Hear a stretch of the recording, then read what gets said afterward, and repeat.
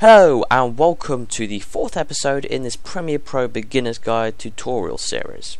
So today's episode we're going to be covering some more on keyframes, and we're going to be looking at how we can use those with images, and we're also going to be doing exporting. So we're going to be looking at how you can create one video file after you've made all your adjustments here in Premiere Pro, and we're going to see what the best video settings are for that as well. So the first thing we'll be looking at is keyframes and images. So I'm just going to drag and drop my banner in that I use for my channel. So you just find out where you stored on your computer. Again, it doesn't have to be in the same place as your project, but I just happen to put it there just so it's nice and organised. So I'm just going to click on it and then click and drag it into the media panel. So I can minimise this window here and return back to Premiere Pro. So I want this image to last for the first sort of 15 seconds of my video. So images work very much the same way as titles. So I'm just going to drag and drop it into my timeline like I did with my title over there, and I'm going to drag it out to 15 seconds. So I'm just going to extend the duration of the banner to 15 seconds there. And now I think this looks a bit big and looks a bit ugly at the moment. And it looks ugly anyway, but it really does look quite bad just slapped in the middle of the screen there. So we're going to make it a little bit smaller. Now personally my favourite way of doing this is by double clicking on the banner, and then we can use these little dragging handles in the corner and we can make the whole logo smaller. So I like it about that size, and I think it looked better in the corner here. So we're now going to move on a bit more into keyframes, because I explained pretty well how to use titles in episode 2, and images work very much the same way. So you can use pretty much anything you like on an image, and you can adjust how big it is, etc, etc. So I'm going to open up the effects panel for the banner. So if I double click on it and hover over the effects tab, we're going to be playing around with the motion keyframes today. So I'm just going to hit the drop down arrow on there. So we're going to be looking at position, scale and rotation. The others we're not going to worry about today, they're a bit more complicated. I'll get onto those in some later tutorials. So first up we're going to be looking at position. So if you notice, if we click and drag, so if it's got those two little arrows either side, that means you can click and drag left and right. So I'm just going to drag it left, which will drag it from one side of the screen to the other, like so. There's also another little quick tip you can use for this. If you want it to move a little bit quicker, you can do, just hold down shift and it'll move much quicker across the screen. So I want this banner to end up at the other side of the screen by the time the 15-second duration is up.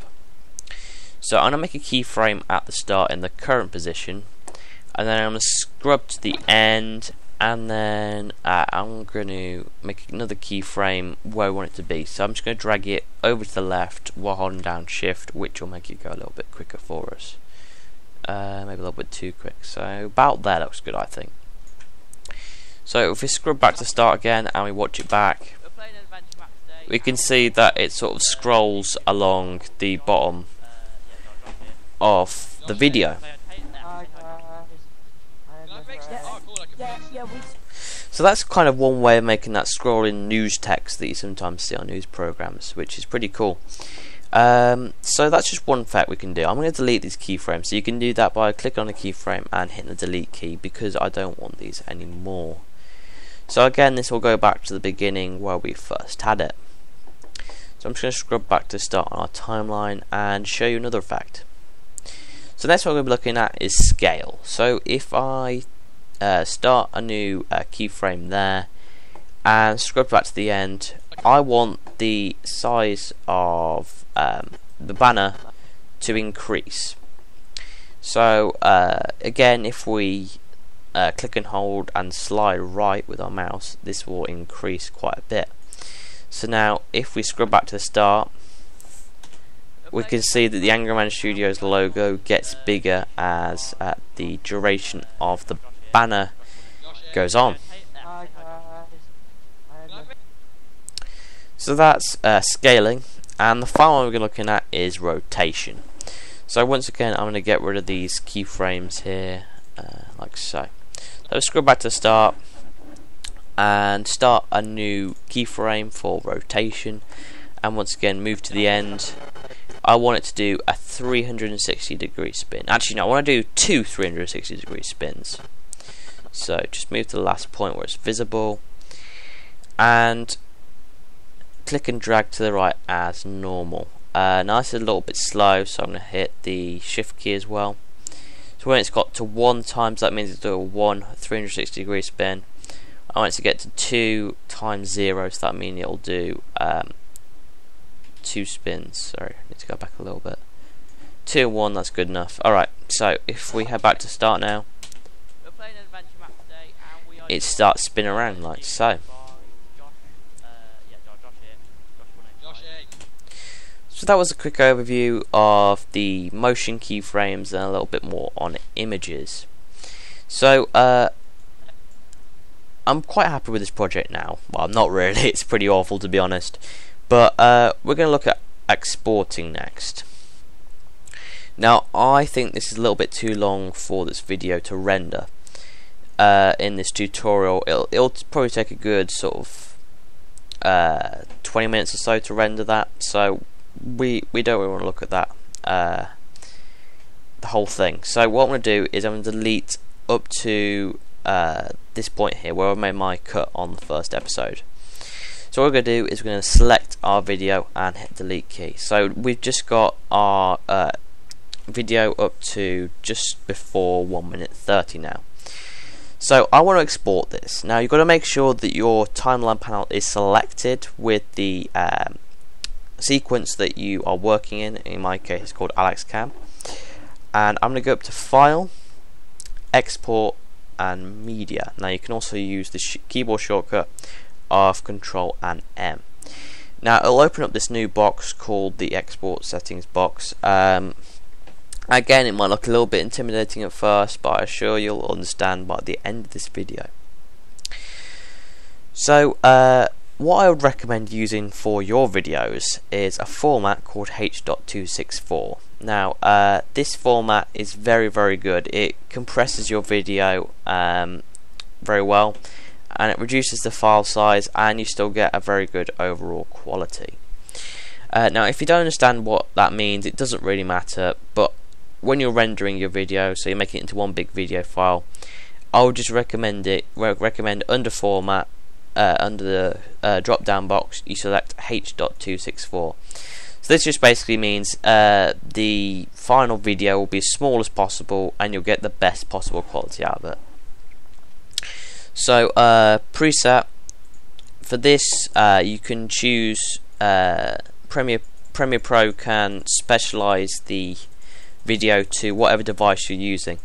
Now if you haven't got a specific device in mind that you want to watch it on, or you want to use it with, then I'd recommend just using high bitrate or medium bitrate. High bitrate means it'll just be slightly higher quality, and medium bitrate means it'll be slightly lower quality. Although looking at the two, there's not much difference in it, and you're not going to get an awful lot of complaints between these two videos if you're, for example, working for YouTube. So personally I'll use medium bitrate because the file size is much smaller and there isn't much of a drop in quality. So if we just hit match source medium bitrate, and we're going to use the format of H.264. So we're just going to ignore comments for this video, we don't really need to use those for the moment. And the output name, so if we just click on this little link here, it should have the name of your sequence there, .mp4 if you're using this file format. I'd like to also point out that you don't have to use this, you can export it in any format you like, so you can use AVI, MP3 if you just want it to be in audio, so you can even make some an audio track in Premiere Pro and just export that by itself. I mean, there's a bunch of videos formats you can use here, but of course my recommendation is just H.264. So anyway, back to this. So if you just click on the output name, I'm going to be heading over to my AngryMan Mansion folder. I'm going to be saving it in here, so I'm going to call it AngryMan Mansion. Ooh, right, AngryMan Mansion. Okay, there we go. I'm just going to go back into the folder. I'm just going to hit save. So you'll notice that the output name has changed to AngryMan Mansion, and we've selected where we want our final video to be put. This is very important. You want to make sure both these boxes tick. So I want it to export the video and export the audio. Now if you don't have one of these ticked, or you don't have either of these ticked, your video will either have no sound or no video, or nothing at all, which is pretty pointless really. Now these are all preset to your video settings at the moment. Personally, I wouldn't mess with these if you're a beginner. If you want me to, leave a comment down below and I might go into these in a future tutorial. But for now, this is great. So just remember your format, what device, or medium bitrate or high bitrate, and you want to put your output location and make sure these boxes are ticked. That's very important. So the quickest way of doing this is just hit the export button. The Q button is if you want to export multiple media files, multiple videos at once, and it'll add them in a queue, and you can leave those running overnight or whatever if you've got a slow computer. So I'm just going to hit export for the purposes of the tutorial, and as you can see, it begins rendering the audio first, then it starts rendering the video. So it's coming down nice and fast here. My computer's not the best for video editing. It's more designed for gaming, but it also does the job well. If you are thinking of doing this more professionally, then I'd recommend sort of between 8 and 16 gigabytes of RAM if you're just starting off. I'd recommend a nice and quick processor as well. You just need an overall fast computer really to do some video editing.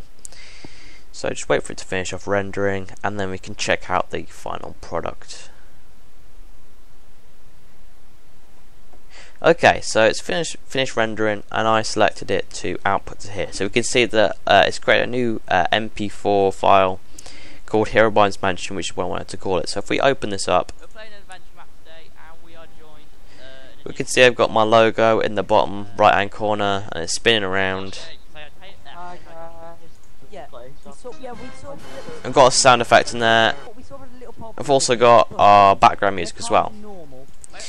So if I get rid of this now, that pretty much concludes what we're going to be doing on exporting today, and we've also looked at keyframes and images. So I hope you enjoyed today's tutorial and hope it was informative. If you have any problems, please feel free to leave a comment in the description, or the same for if you've got a suggestion for what a video we could do. So from me, Alex, it's goodbye from AngryMan Studios.